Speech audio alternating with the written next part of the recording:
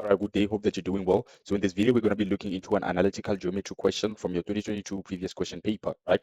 So we're given point A as well as B.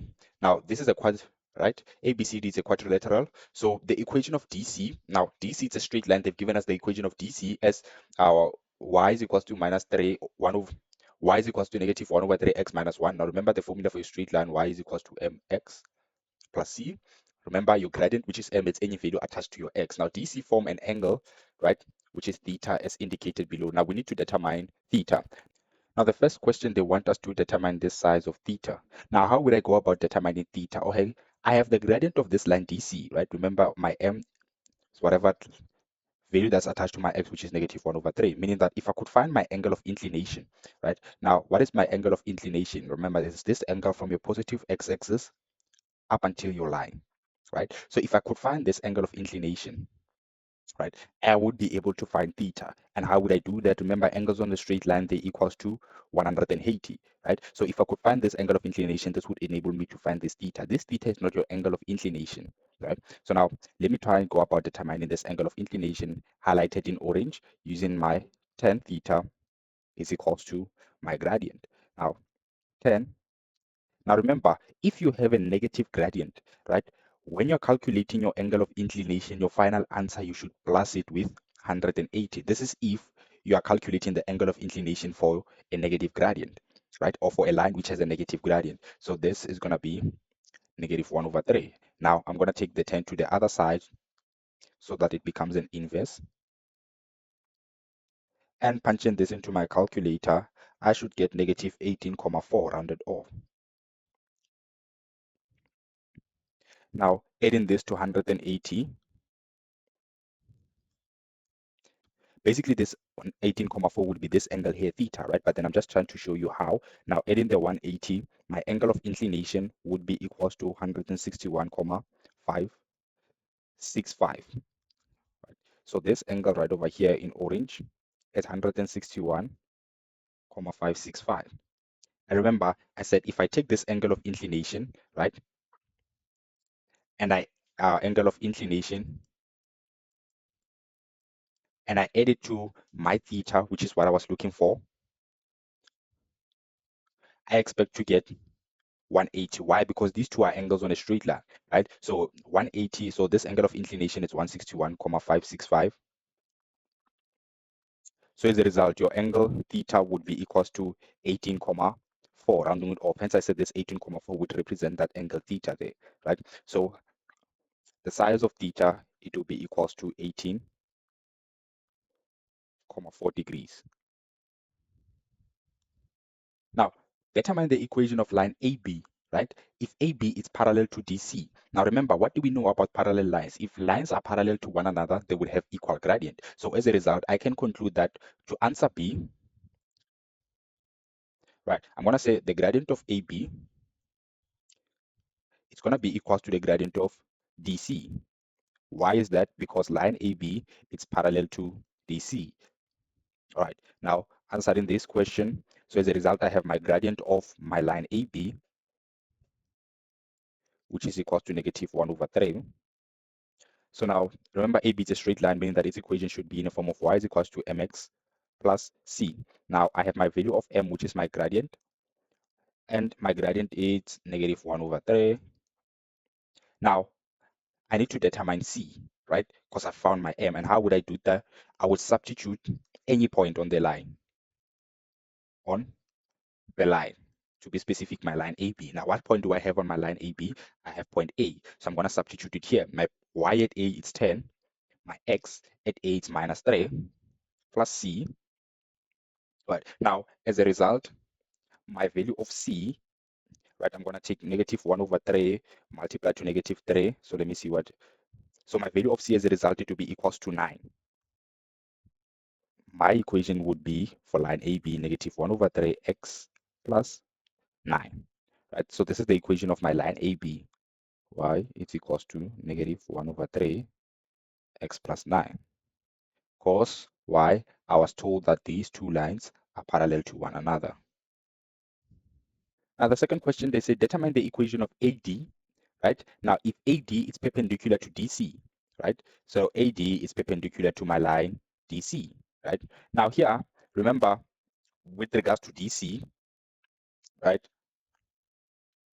I have the equation of my line DC. Now, what do we know about perpendicular lines? So if two lines are perpendicular, when you multiply their two gradients, you expect to get -1. So in this case, I'm going to first start down with this formula whereby I would say, okay, the gradient of AD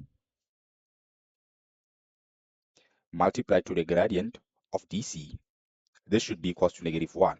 Why? Because AD is perpendicular to DC. Now, I'm trying to determine the gradient of my line AD, right? Now, how would I go about doing that? So gradient of AD multiplied by the gradient of DC, it's -1/3, and this should be equals to -1, right? Now, dividing both sides by -1/3, the gradient of AD should be equals to 3. I have the gradient of AD as 3, right? Now, this is a straight line AD, same applies, meaning that it should be in a form of y is equals to mx plus c. I have my m. How would I find my c? Remember, substitute any point on your line AD, right? Now, let me see. What point do I have? I have point A. So I'm going to substitute my point A. So what is my y at A? My y at A is 10. My x at A, it's -3 plus c. Now, as a result, 10 is equals to 3 multiplied by -3. This would be -9 plus c. And my value of c would be equals to 19. So the equation of my line AD, right? So it will be my gradient, which is 3x plus c, which is 19. Right. Now, determine the coordinates of D and hence calculate the length of AD. Right. So let me see. I need to determine the coordinates at D, and afterwards I need to determine the length of AD. Now, how would I go about doing that? So just to give you a tip, every time when it comes to math, right, if you always have this in your mind that you always need to try and use whatever you have calculated before on your preceding question, right? So if maybe you don't have, let's say, for example, you don't know how to go about approaching this question, try to see how can you use your answers that you've done before in order to answer the question you have now, right? So now I have the equation of AD and I also have the equation of DC, right? Now, can you agree that both lines, your line AD and your line DC, they meet at point D, right? Meaning that if I equate, right, the equation of AD with the equation of DC, I'm gonna get the x value at my D, right? Because these two equations are in terms of x. So I'm gonna get the x value at D because why? Both these lines, AD and DC, they meet at point D, right? So now what is the equation of my line AD? Is 3x plus 19. And this is equals to my equation of DC, which I was given as -1/3 x plus 1. So I'm going to write it here, x minus 1 rather. Now I'm going to solve for my x, and the x value that I would find, it will be my x value at D, because why? Both these graphs, they meet at D, right? So now I'm going to group like terms together in this instance. So it's going to be 3x plus 1/3x, and the other side is going to be -1 minus 19. So 3 plus 1/3, this would be equals to 10/3, and -1 minus 19, this would be -20. Now to get rid of this 10/3, I need to divide it on both sides.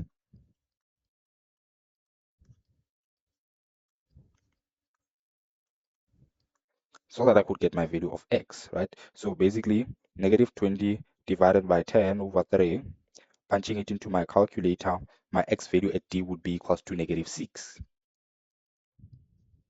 Now I have my x value at D, which is -6. Now, how would I find the corresponding y value? I could just substitute this 6 into any of the two equations, right, to find my y value. So I'm going to choose this one, right? So 3, -6 plus 19, my y value would be equals to 1. Right? So my y value here, it will be equals to 1. So I have my coordinates at D, right? And now they need me to calculate the length of AD. Now I'm going to use my distance formula, right? So the length of AD Now remember, these workings, you need to show them on your answer sheet. So this would be x2 minus x1 squared plus y2 minus y1 squared, right? So let me write my coordinates of A here, and I'm going to write my coordinates of D there. So my coordinates of A is -3 and 10. Coordinates at D, I've calculated them as -6 and 1. So now, if I were to substitute these two into my formula, so I'm going to make this my x1, y1, x2, y2. So x2, which is -6, minus my x1, which is -3, I'm going to put it in brackets, all squared, plus y2, which is 1, minus my y1, which is 10, squared. Now, punching this into my calculator, the distance from A to D would be equals to 9,5 units, rounding it off, right? So 9. Now, proceeding to the next question, it is further given that the equation of the line BC is x is equals to 6, right? So where's my line BC? Yeah, meaning that this is it's a vertical line, right? X is equals to 6. Now, this simply means that any point on this graph, its x value is going to be equals to 6. Now, your x value at B is 6, your x value at C is 6. Now, show that triangle ABD is an isosceles triangle, right? Now, remember, your isosceles triangle, these two lines, they are equal to one another. So let me try and highlight the triangle that they're talking about, right? So let me just ABD. So this is my A, B. So this is the triangle they're talking about, triangle ABD. So as a result, I will have another line which is like that. Now remember, to show that this is an isosceles triangle, if I could show that I've calculated the length of AD, which is 9,5 units, rounding it off. Now, if I could find the length of AB, it has to be equal to the length of AD, right? And if I could prove that these two lengths are equal to one another, therefore this would be an isosceles triangle. Now, I have my X value at B, which is 6. How would I find my corresponding Y value? Do I have the equation of the line AB? Right, okay, yes, determine the equation of the line AB if AB is parallel to DC. So here's the equation of my line AB, and I'm gonna substitute my 6 here to find the Y value at B. So -1/3, 6 plus 9. Now punching that into my calculator, I'm gonna get 7, right? So yeah, my Y value is 7. So now let me use the distance formula to determine the distance from A to B, right?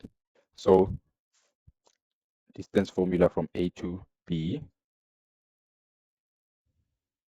So I'm going to say, okay, x2 minus x1 squared plus y2 minus y1 squared. So,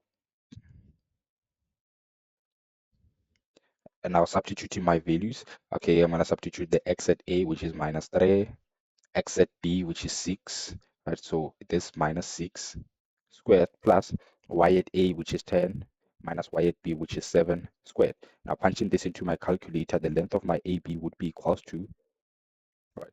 So I also get the same value. Okay, this is 3√10. And rounding it off, this would be 9,5 units. Right. So as a result, I've proved that this line is equals to that line. Therefore, this would be an isosceles triangle, right? So your final answer, you would say AB is equals to AD, and they are both equals to 9,5 units. And because opposite lines of your triangles are equal to one another, therefore this ABD triangle, it would be an isosceles triangle, right? So ABD is, let's say therefore my triangle ABD is an isosceles triangle. All right, and that'll be all for this video. In the next video, we're going to be continuing with the rest of the questions. Make sure you stay tuned. Thanks.